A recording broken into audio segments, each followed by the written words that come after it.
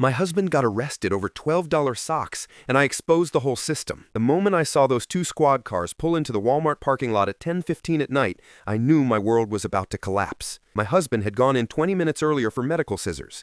Now cops were walking him out in cuffs, and I was about to discover just how broken our justice system really is. Let me back up. My husband Michael has an ostomy bag. If you don't know what that is, it's a medical pouch that collects waste from his body through a surgical opening in his abdomen. He needs special supplies to maintain it, and that night around 10 o'clock, he realized he needed medical scissors before the store closed at 11. He promised he'd grab us some food too, since we hadn't eaten dinner yet. 20 minutes later, I'm sitting in my car listening to music when this wave of pure dread hits me. I can't explain it. It felt like someone had just walked over my grave. I pull up his location on my phone and watch the little dot just sitting there, not moving, for way too long. I call him. No answer. I call again. Nothing. Third time, straight to the same ringing. My heart is pounding now. Then I get a text. I forgot to scan a pack of socks at self-checkout. Loss prevention was to check my bags. They said they'll be right back with my receipt. Okay, breathe. It's just a mistake. These things happen at self-checkout all the time, right? Then I see them. Two police cruisers rolling into the parking lot, lights off, but moving with purpose toward the entrance. That thick, suffocating sense of dread comes back, 10 times worse. I start texting him frantically. The messages show as delivered but never read. The store lights are going off now. They're closed. Every single instinct in my body is screaming at me to run inside, but the doors are locked. I'm parked near one set of entrance doors. The cops go to the other side. I can barely see anything from where I am, but I can make out figures moving behind the glass. My phone is clutched so tight in my hand that my knuckles are white. Then the doors open, and I see them. Two officers walking my husband out.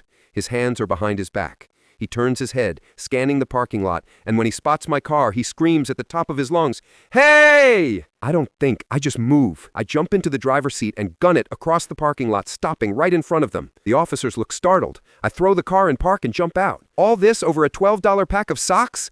I'm trying to keep my voice steady, but I can hear it shaking. One of the officers has this smug little smile on his face. The other one holds up his hand and shows me what he's holding. It's Michael's little handgun. The tiny one. He carries it because it's lightweight and doesn't drag his pants down with his ostomy bag already weighing on his waistband. It's honestly more of a collectible than anything else. Relief floods through me. He has a concealed carry permit, I say quickly. It's legal. The smug officer's grin gets wider. In this state, ma'am, when you have a weapon on your person and commit a crime, even a misdemeanor, it automatically elevates to a felony charge. I feel like I've been punched in the stomach. Felony? Over socks he forgot to scan? The same socks that are sitting right there in his bag next to a receipt for over $100 worth of other items he did pay for? This is insane, I say. He didn't shove them down his pants and run. He has the receipt right there. It was an accident at self-checkout. They're not listening. I demand they give me his belongings. They hesitate. Michael tells them it's okay. And finally they hand me his bag, and I open it up and pull out exactly what I knew would be there. A massive stack of cash. $680, and that's after he spent $100 in the store. We own a business, I say, fanning out the bills. A very successful one that deals primarily in cash. Why exactly would he need to steal a $12 pack of socks? The officers exchange glances, but say nothing. They're taking him in regardless. I watch helplessly as they put him in the back of the cruiser. Here's where it gets so much worse. They take him to the hospital first. The county jail has a policy they won't accept anyone with an ostomy bag unless it's been freshly changed. So Michael sits in the emergency room for 2 hours while nurses prepare to change his appliance. And I hear later from Michael that the nurses were making comments they thought he couldn't hear. Whoever shares a cell with this guy is going to be real upset about the smell, laughing about it. The nurses change his wafer, which is the adhesive barrier that holds the ostomy bag in place. They forget something critical. They forget the wax ring that goes under the wafer to create a proper seal. Anyone who knows anything about ostomy care knows that without that ring, the whole thing is going to leak. And when it leaks, his skin breaks down. In an overcrowded jail with poor hygiene, that means infection is almost guaranteed. I don't find out about this until later. When I do, I immediately file a grievance with the Americans with Disabilities Act office. They tell me it takes 5 business days to address issues like this. 5 days! My husband's skin could be completely destroyed by then. He could have a serious infection, and there's nothing I can do about it. The only thing I can do is gather every bit of cash I can find and wait. Wait for them to set bail. Wait for arraignment. Hope that whatever number they come up with, I'll have enough to cover it. Arraignment is scheduled for the next day at 2 in the afternoon. Michael will appear by video from the jail. I decide to show up in person at the courthouse. Before I go, I check the jail roster online to see what they've officially charged him with. My blood runs cold when I see it. Theft in the 3rd degree and burglary in the 1st degree while in possession of a deadly weapon. Burglary in the 1st degree. They're treating my husband like he broke into someone's home with a weapon. Over socks. At a store where he spent $100, where he's been a regular customer for years. I walk into that courtroom the next day, and I'm one of maybe 3 people who showed up in person. Everyone else is handling it remotely or through lawyers. I'm hoping, praying that I'll get a chance to speak to the public defender. Just 2 minutes. If I could explain what actually happened, maybe he could fix this. Maybe someone would see how ridiculous this is. But that chance never comes. I sit in that chair for 2 solid hours, watching case after case get called up. Every inmate that appears on the video screen waives the reading of their charges. But I'm nosy and curious, so I look each one up on my phone as they appear. These are serious cases. Manslaughter, murder, attempted murder with domestic violence charges attached. Men who actually hurt people, violently. My husband is in a cell somewhere with these people because he forgot to scan socks at self-checkout. They start wrapping up for the day and my blood is boiling. It's Friday afternoon. They're going to hold him the entire weekend? For this? I pull up the jail roster again on my phone, hoping to see if bail has been set, but I can't find Michael's name. It's gone. Confused, I switch over to the court website, and that's when I see it. Case dismissed. Prosecution dropped all charges. They didn't say a word to me. I sat in that courtroom for 2 hours, and nobody thought to mention that they were dropping the case. I immediately call the jail. The officer who answers tells me Michael won't be released until 7 that evening.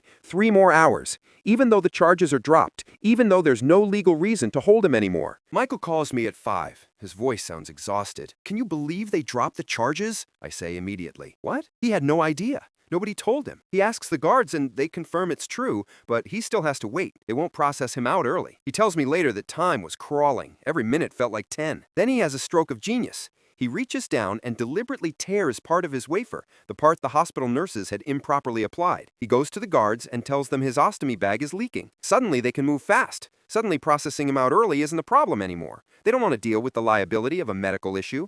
He's in my car 30 minutes later. The whole thing taught me something I wish I didn't know. The system doesn't care about justice. It doesn't care about the truth. It cares about statistics and covering itself. Michael spent over 24 hours in custody, had his medical device improperly maintained, sat in a cell with people accused of violent crimes, and faced a potential felony conviction. All because a self-checkout scanner missed an item and an overzealous loss prevention officer decided to make it everyone else's problem. We still shop at Walmart, but never that location. And Michael never carries his collectible anymore, permit or not. It's not worth the risk of someone else deciding to ruin your life over it. Update. So after everything settled down, Michael and I decided we weren't just going to let this go. What happened was wrong on so many levels. The false arrest, the improper medical care, the felony charges over a scanning error. We thought we had a solid case. We contacted 3 different lawyers. The first one listened to our story, nodded along, and then hit us with the reality. You'd be suing the police department, the county jail, and probably Walmart, he said. That's an uphill battle that'll cost you at least $50,000 in legal fees, and there's no guarantee you'll win. He explained that qualified immunity protects officers in situations like this.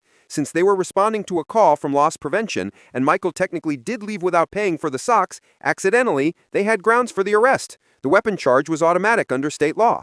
Everything they did was technically by the book, even if it was morally wrong. The second lawyer was more sympathetic, but equally discouraging. She said the medical neglect angle with the ostomy bag was our strongest point, but proving damages would be difficult. Michael's skin irritation healed within a week. There was no lasting infection. Juries need to see permanent harm, she explained. Emotional distress and temporary discomfort don't usually result in significant awards, especially against a county jail system. The third lawyer was honest to the point of being brutal. You'll spend years of your life and tens of thousands of dollars fighting this, he said. And at the end, you'll win $20,000 if you're lucky. More likely, you'll get nothing and be out all that money. Is that really worth it? We spent 2 weeks going back and forth. Michael wanted to fight it on principle. I understood that. I was angry too. But we also had to think practically. Our business needed attention. We'd already lost money from Michael being locked up and me being distracted. The stress was affecting both of us. We were barely sleeping. In the end, we decided to let it go. Not because what happened was okay. Not because we forgave anyone involved, but because sometimes the system is designed to make fighting back more painful than just walking away. They know most people can't afford to fight. They count on it. The only revenge we got was small, but satisfying. I left detailed reviews on every platform I could find.